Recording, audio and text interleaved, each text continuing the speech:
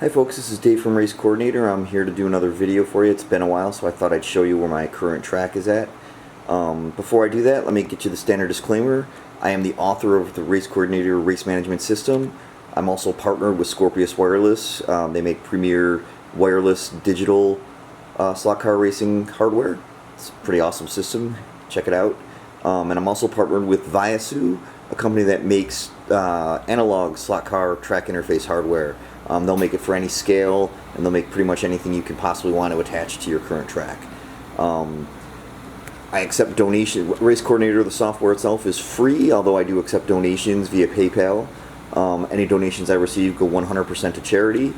Similarly, any proceeds I receive from sales of Scorpius Wireless systems or the Viasue track interface hardware, I take all the proceeds I receive from that and immediately turn around and donate it to charity as well. So I have no monetary interest in my partnerships. I'm just trying to do something great for the community and raise a little bit of money for charity. So, all that said, I don't have to be partners with these two companies, Scorpius and Viasue.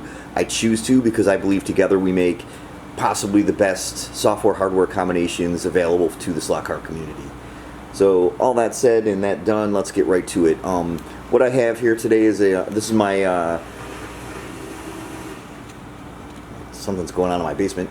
This is a 3-lane routed track. I use braid this time. I usually use round rail. I will never use round rail again. The braid is so much easier to work with. The cars run great on it, and it's just could route the track probably twice as fast as with the round rail. And it's basically hassle-free. I haven't had any trouble with it whatsoever. It is a 16 by 4 foot track, HO scale. It's not quite ready to run yet, and because it's so loud and hard to video with the controllers and driving, I won't be driving today, but I do want to show you what hardware I have. All the hardware has been provided by Viasue, my partner, and what I have is I have 3 lap sensors per lane. We'll get into why I have that in a second. I also have per lane call buttons. That's great for the crash and learn feature with Race Coordinator. Master call buttons are useful for most people, but if you want to run crash and learn, the per lane call buttons are pretty awesome. I also have per lane relays. That helps with fuel races, false start detection, crash and learn races. It's good stuff. And I also have a multifunction light bridge, which I'm zoomed in on right. Well, not zoomed in on it, but which you can see on the left there. It's all red, and there's actually one that's harder to see over my start-finish line. I'll talk about that in more detail in a minute. That's what I really want to focus on. On top of that, I am completely wireless. I use Bluetooth. I'll swing over here. Here's my track computer. Right now I'm using my Mac laptop. Yes, it is running on a Mac. I technically don't support that, but it does work if you're using a VM. But you'll notice on the left and right hand sides there are no wires. That is because it's using the Bluetooth adapter to the Arduino, and it's completely wireless to the track interface hardware. There's tons of wires under the table, of course, but there's none going to the track computer. Eventually I'll use a 50-inch TV I have off in the distance that's off to the side there, and a desktop computer, but for this video it's just easier to use my Mac. You'll also notice that I've got a Scorpius wireless controller here. I use the Scorpius WAM, which is an analog device that allows me to use their wireless controller on my analog track. It's awesome. It's very liberating to be racing with a wireless controller. No wires dangling around, no snagging, no pulling out of the driver stations. It's just amazing. You can drive from anywhere on the track, so wherever you feel your visibility is best, that's where you're standing. It's pretty awesome stuff. Back to my track again for a second. I mentioned that I have. Let me sweep down my track here actually, as long as I'm here, so you can see. I like it. It's pretty awesome. It's fun to race. I have done a few personal races just by myself. I got to get some more boundaries up and stuff like that, but it's mostly done. Like I said, I do have 3 lap sensors per lane. Here is I use them for different things depending on what type of race I'm running. If I'm running a regular, like sort of vanilla race, just a regular round robin, I'll use them for segment timing. So here's one of the sensors. This one also doubles for fuel races as a pit begin. Race Coordinator supports pit ranges, so in a normal analog system you have to stop right over a track sensor, which can be really hard to do depending on what types of cars you use and just how fast they are and magnets and all that stuff. But with an extra pit sensor, pit sensor and RC, you can stop anywhere in the range. So in this case, the range is basically my entire 12 to 13, 14 foot straight all the way down to the start finish line down there, so I can pit anywhere between there. Personally, I don't care where you pit, I just want it to be easy, so I made it really large. There's another reason I made it large, and I'll talk to that in a second. Here's another sensor. Here's the other set of sensors. These are just vanilla segment timers for now. I do have more plans for those. I plan on actually basically putting in sensors at the entry and exit points of all my turns. This is a longer term project that I'm going to couple in with the Scorpius wireless support, but we'll get there when we get there. So one more thing about this track is it uses multifunction light bridges. I'm going to talk about these LED light trees rather. I want to talk about those in a second. Here's the one over the top of my start finish line. Right now it's configured for lap indicators and heat timing. I'll get to that in a second. And finally, the last thing I wanted to point out is that the way I've wired this track is that I've wired this big long runway here to work with another piece of software that I have called Drag Race Coordinator. It's a beta program basically. It's not really released, but it's in use by several users for drag racing. And so the bare minimum setup for a drag racing setup would be 2 sensors per lane, and there you have them. One here, straight down the line, one there. And so I'm going to do some drag racing with my son with just the 2 sensors, and if he really likes it, I'll install staging and pre-staging sensors, which Drag Race Coordinator supports as well, and I'll use this big long strip here as my drag strip, so we can do both circuit racing and drag strips on this track. The nice thing about doing a drag strip on a circuit course is that when you go through the finish line, you can just keep on driving and drive your car all the way back around. You don't have to walk down to the end of the track, pick it up, and move it. You can just drive it back around to the end. So yeah, so if you're into drag racing, if you're into all that stuff, this is the kind of setup you might want to think about. Viasue can provide all of that for you, or you can do it as a DIY project and just use my software for free and or donations. So let's talk about the multifunction light, LED light trees that I've got here, because they're really cool.